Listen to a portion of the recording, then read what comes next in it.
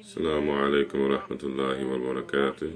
إن الحمد لله والصلاة والسلام على رسول الله وعلى آله وأصحابه أجمعين.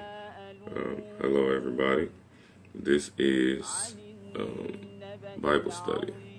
I want to disclose some Bible, some historical Bible facts that not a lot of people are aware of. That I'm pretty sure most people aren't aware of. And I wasn't aware of these facts until I was well within my 20s. And, I wish somebody would have told me. So I'm going to take the initiative to tell the people the truth regarding the Bible myself. Now I want to apologize in advance. This video is not to offend anybody, but it's strictly to disclose real facts. I'm a fact-based person, and I like to keep truth revolved around simply that, facts. And my intention in doing this video, and this will become a series, inshallah, is to make sure that the people are aware of what's been fed to them. It's in my best interest that everybody, or most people, know the truth, and this will make my entire life a lot better than it has been, because then everybody could be all on one page, inshallah, and then we can bring ourselves out of mental captivity, which is a very detrimental thing to our own selves. So, without further ado, we're going to get started. Okay, I'm reading from my computer. This is Wikipedia, and it is the history of the Bible on Wikipedia. It's the development section of the history of the Bible, how it was written, how it was formulated, and how we received it. And we'll talk about it a little bit. It says, Professor John K. Riches, Professor of Divinity and Biblical Criticism at the University of Glasgow, says that the biblical texts themselves are the result of a creative dialogue between ancient traditions and different communities through the ages. And the biblical texts were produced over a period in which the living conditions of the writers, political, cultural, economic, and ecological, varied enormously. Timothy H. Lim, a professor of Hebrew and Second Temple Judaism at the University of Edinburgh, says that the Old Testament is a collection of authoritative texts of apparently divine origin that went through a human process of writing and editing. Okay, let's pause right there. This is Wikipedia. They don't have a vested interest one way or another in proving or disproving the divinity of the Bible. So through an unbiased lens, they've admitted that the Bible was, quote, apparently the authoritative texts of apparently divine origin that went through a human process of writing and editing. Okay, first red flag. A human can't edit God's revelation. That just is completely illogical. That's basically saying that God gave us the revelation via the Bible, and we edited the Bible after God gave it to us. That's kind of illogical. How could we know more than God? That means that we need to send revelation to God. That's the first red flag. So, continuing, he states that it is not a magical book, nor was it literally written by God and passed to mankind. This is a professor of a prestigious university in Edinburgh. Parallel to the solidification of the Hebrew canon, the 3rd century BCE, only the Torah first and then the Tanakh began to be translated into Greek and expanded, now referred to as the Septuagint or the Greek Old Testament, Okay, so in that first paragraph, we can derive the fact that the Bible was written by human beings, which means that there's room, a lot of room for error, because mankind is not perfect, as we know. So this is the first thing that kind of discredits the authenticity of the Bible itself. Continuing on. In the Christian Bibles, the New Testament Gospels were derived from oral traditions in the second half of the 1st century CE. Richards says that scholars have attempted to reconstruct something of the history of the oral traditions behind the Gospels, but the results have not been too encouraging. The period of transmission is short. Less than 40 years passed between the death of Jesus, the supposed death of Jesus, and the writing of Mark's Gospel, which is the oldest Gospel. This means that there was little time for oral traditions to assume fixed form. So that paragraph is basically, again, weakening the idea that the New Testament, in unison with the Old Testament, is 100% authentic. Now, he said that scholars have attempted to reconstruct something of the oral tradition. So that means that what the prophet Jesus, alayhi salam, gave to the people, it was oral, just like how the Quran was revealed. It was revealed in an oral form and passed on that way.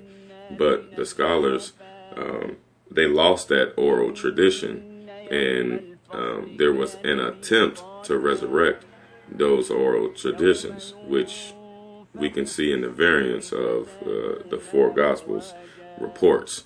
So this means that at best, what is being called the revelation of Prophet Jesus, alayhi salam, via the New Testament is speculation, at best. Further, this is the end of it, this section. The Bible was later translated into Latin and other languages. John Richards states that the translation of the Bible into Latin marks the beginning of a parting of the ways between Western Latin-speaking Christianity and Eastern Christianity, which spoke Greek, Syriac, Coptic, Ethiopic, and other languages. The Bibles of the Eastern churches vary considerably. The Ethiopic Orthodox canon includes 81 books and contains many apocalyptic texts, such as were found at Qumran and subsequently excluded from the Jewish canon. As a general rule, one can say that the Orthodox Church generally follow the Septuagint in including more books in their Old Testaments than are in the Jewish canon. Okay, so this last paragraph basically exposed the fact that the Bible was exposed the fact of the man's spin on the Bible. First and foremost, where is the Ethiopic version of the Bible that we should be able to look at? And it has 81 books, books, and they say that most of them are apocalyptic. Where are they? We need to know about these books. Because if we're going to put our souls, our hearts and our souls into this thing, then we need to have all the information to be able to do so. Same difference with, they say as a general rule, one can say that the Orthodox churches generally follow the Septuagint, which is the Greek version of the original Hebrew scriptures.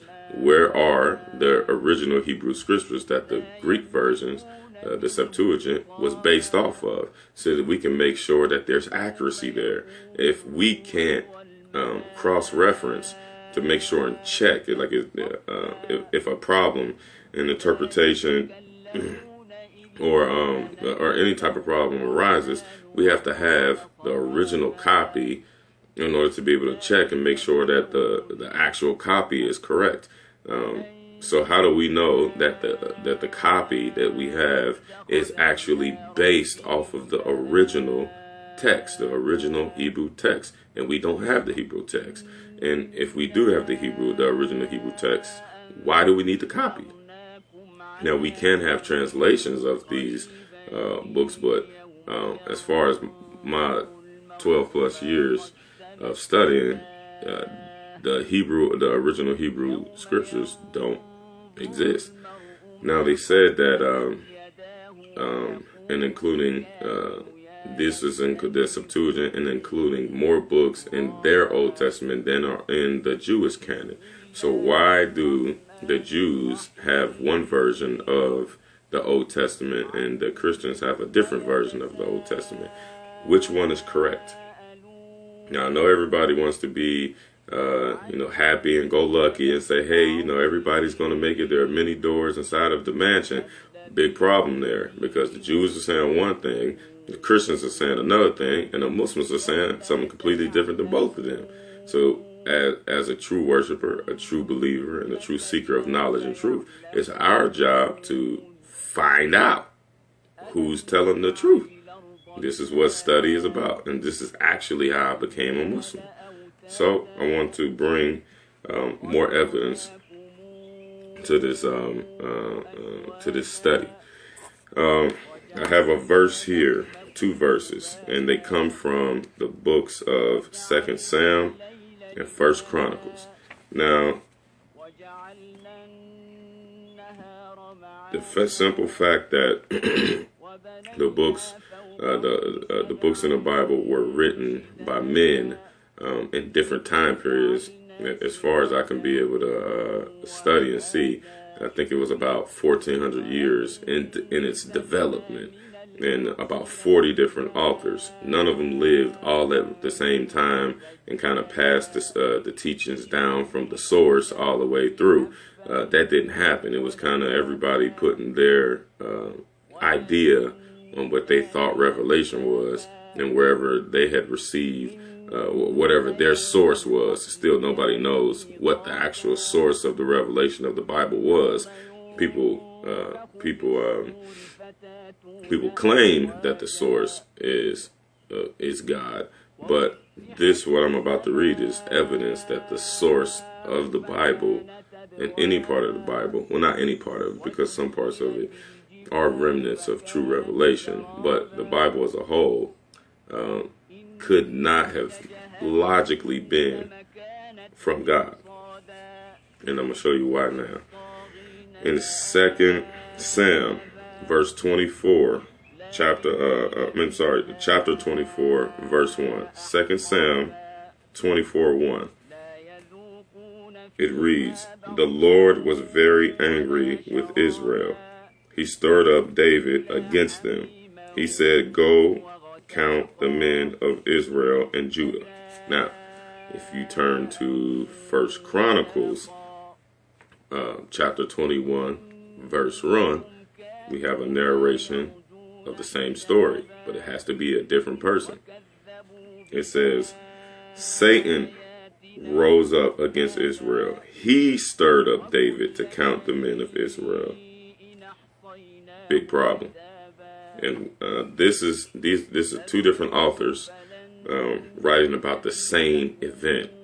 The event, some going on, some type of war happening. I think it was in Job. Both of these chapters speak on the same exact facts. Evidence in 2 Sam, it says, "So the king spoke to Joab and the army commanders with him. He said, go all through the territories of the tribes of Israel. Go from the town of Dan all the way to Beersheba." Now, if we flip to 1 Chronicles chapter 21, we can see that this is still the same narration, but it's different facts, starkly different facts. So David said to Joab and the commanders of the troops, "Go count the men of Israel from Beersheba all the way to Dan."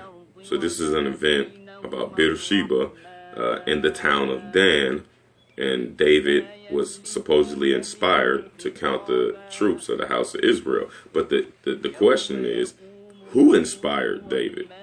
In 2 Sam 24, it says, the Lord inspired David. When you fast forward to First Chronicles, it says that Satan inspired David. So how could, if this book was from God, how on earth could this book, how could God make the mistake? How could God mistake himself as the devil? Like like they're arch enemies. God is, the devil is not even worthy, nor is anybody else worthy to be God's enemy. But the devil positioned himself as such. How on earth could God, who is the perfect, omnipotent, most powerful of all, mistake himself for the most vile creature of all, the devil, Satan? This is evidence that this book was written by men, and it has the twist of man in it. Now, maybe God knows best. Maybe these individuals had a sincere intent, and they didn't, because these books were not put together all at the same time. So since they were not put together at the same time, they could not compare and contrast. So at one time period, whoever wrote Samuel, and they have their theories about who did it, there's still no absolute facts. But whoever wrote Samuel, that was his perspective. Whatever his source was, told him that God was the one that inspired David, Prophet David alayhi salam, to rise up and count the house of Israel. And whoever wrote Chronicles, his source told him that it was Satan that inspired David to count the house of Israel. So the problem is, which source is right? The facts don't matter. The situation is, okay, I have two contradicting statements right here. I need to know which one is which, not for the sake of it mattering who inspired David, but for the sake of knowing that this book is a revelation from God, and I can put my heart and soul, my mind, heart, and soul into this book. And if we do find out, which we never will, because they would have already done it, then we need to take out the one that's not any good. If it was God that inspired David, then we need to take the other verses out and say, hey, this is crept in here, it's got in here somehow, and vice versa. But this book has been here longer than I have, and they still haven't done that. So, in closing, this Bible study series will be about the disclosure of how this book was founded in the errancy of men.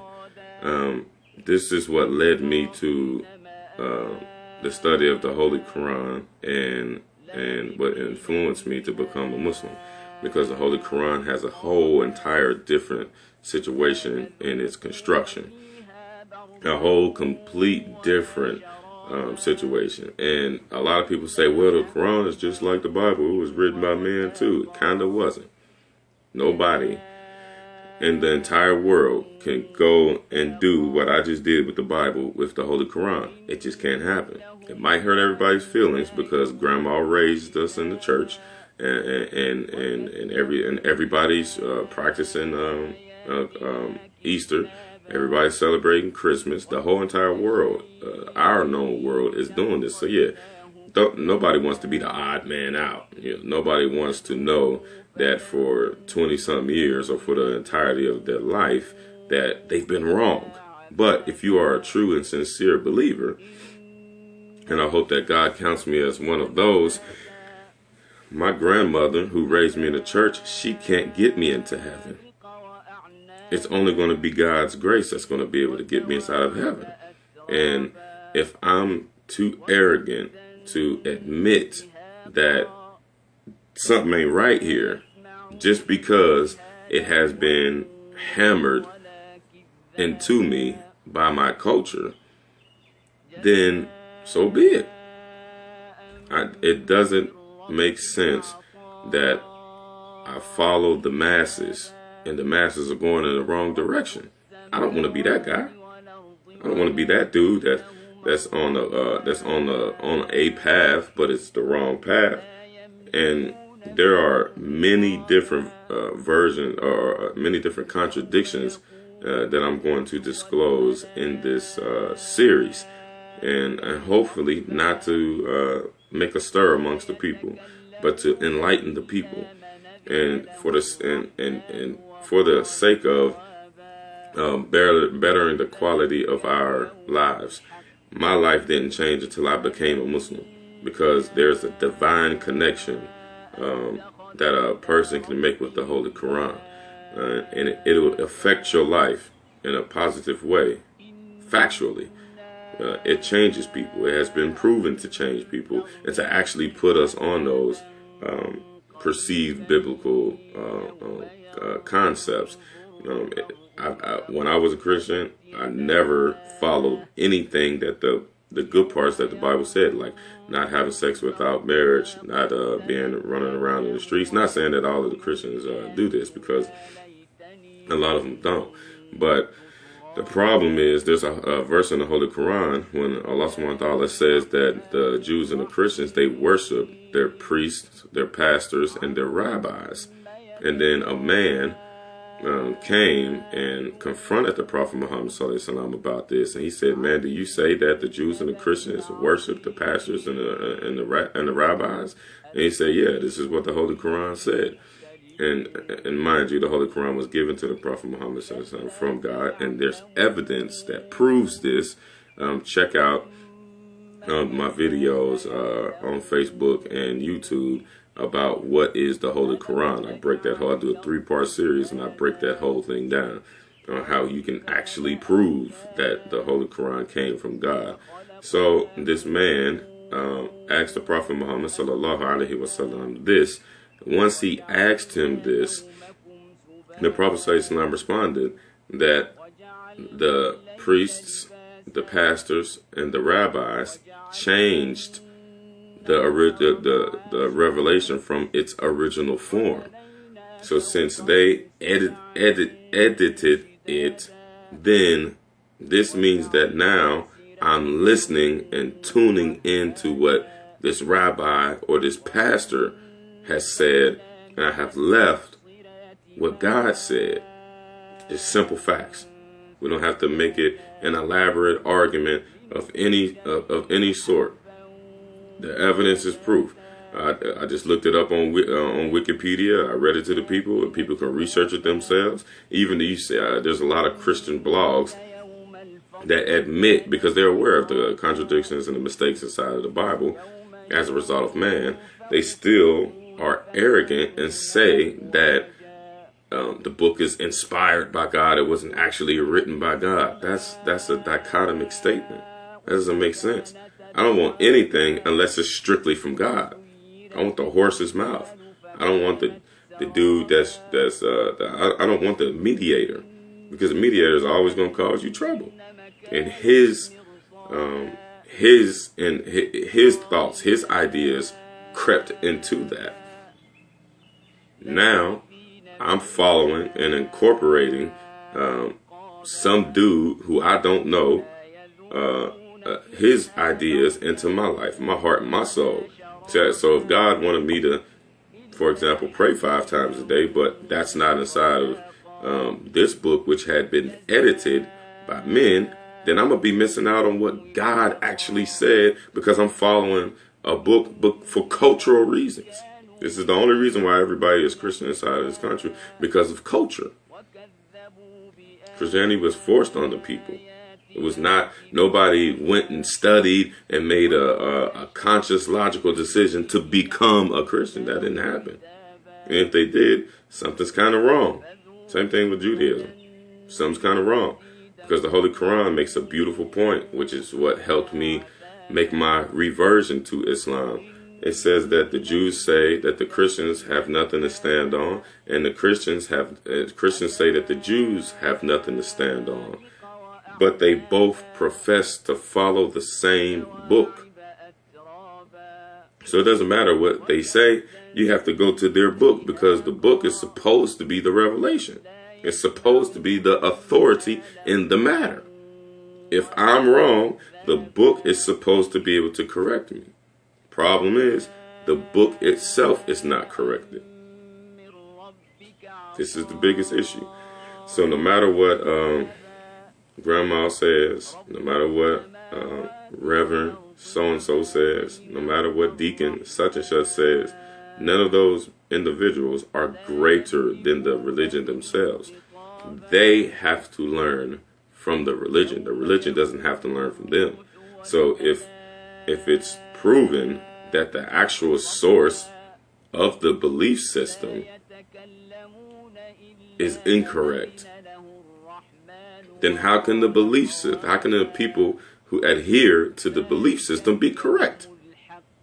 That's like saying that I go to a college and the college taught me that 2 plus 2 is 8, or 2 plus 2 could possibly be 8, but 2 plus 2 is a million.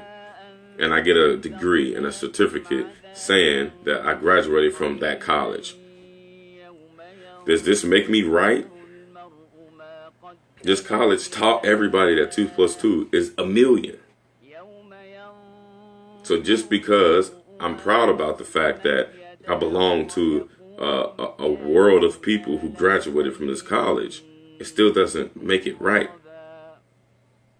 It still doesn't give any proof to the belief system, none whatsoever. So I'm going to close up, and I hope again that I did not offend any of my friends or family who are Christian. This video series is coming from the heart. It's coming from love, and I want us to I want as many of us as possible to gain salvation, and it won't be through ignoring the truth. It will not be pretending that everything is peaches and cream, and it actually isn't. We have to get to a point where we start doing a lot of self-reflection. You have to, in order for you to reach a true level of faith. You have to. It's incumbent. So thank everybody for tuning in. Until next time, until next week, inshallah, there'll be another a video or series on the history of the Bible. Thank you again, and anything I said wrong is not from Allah, it's not from Allah's messenger, nor is it from Allah subhanahu wa ta'ala's perfect book. And if I said anything wrong, it comes from me and my deficiency, and not from the perfect religion of Islam. Aqulu qawli hadha wa astaghfirullah wa la ilaha illallah. Assalamu alaikum.